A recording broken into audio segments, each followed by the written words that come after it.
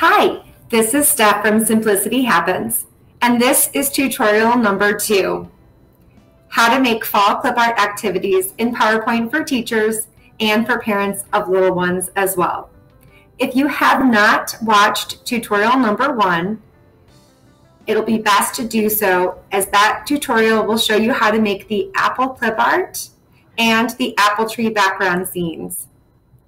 If you've watched tutorial number 1, let's get started on the remainder of our adorable fall clip art activities. Next, I'll show you how to create labels for the apples so that our little ones and students can learn to color by label. Let's say that you wanted to input some labels on the apples. Okay, so here's a nice little coloring scene. And if you want to, you can insert a text box. And then right in here, you could say green, and we'll make the text smaller so that it fits nicely. So you could say, okay, you want this apple to be green. This tree has green apples.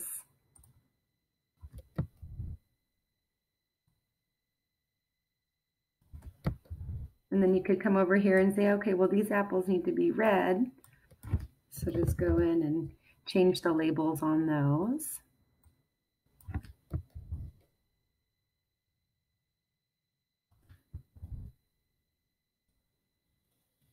Okay, and then over here, you maybe want these apples to be yellow.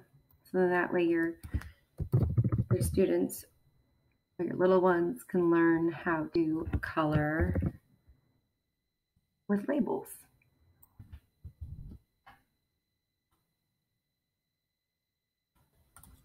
Another way you can label is by inputting numbers in so that your students or little ones can work on counting. So again, I just went into insert text box and I input the numbers. So here I'm just copying and pasting.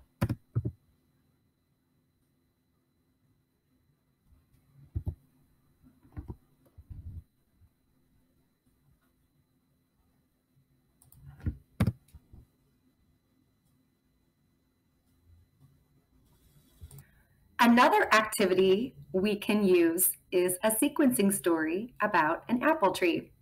And this story includes one of my adorable clip art characters. So here's how we can use this activity using first, next, then, and last. So we could say first, there is an apple tree with 3 apples.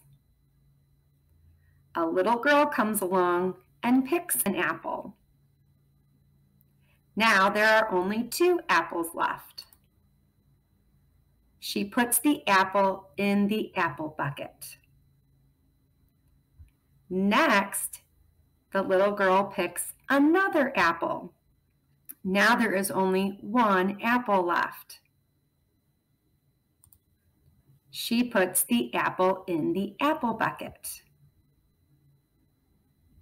Then the little girl picks the last apple. Now there are no apples left on the tree. She puts the last apple in the apple bucket. Finally, she decides to go home and make apple pie with the apples that she picked. All right, and the last activity includes sequencing the apples from either largest to smallest or smallest to largest. So here I have these lovely apple buckets, and I'll show you how to create them. So let's go to Insert Shapes, and you're going to select the cylinder shape. So you can make a big one. And when I think of a bucket, I think of a brown bucket or barrel. And so you can make them in different sizes.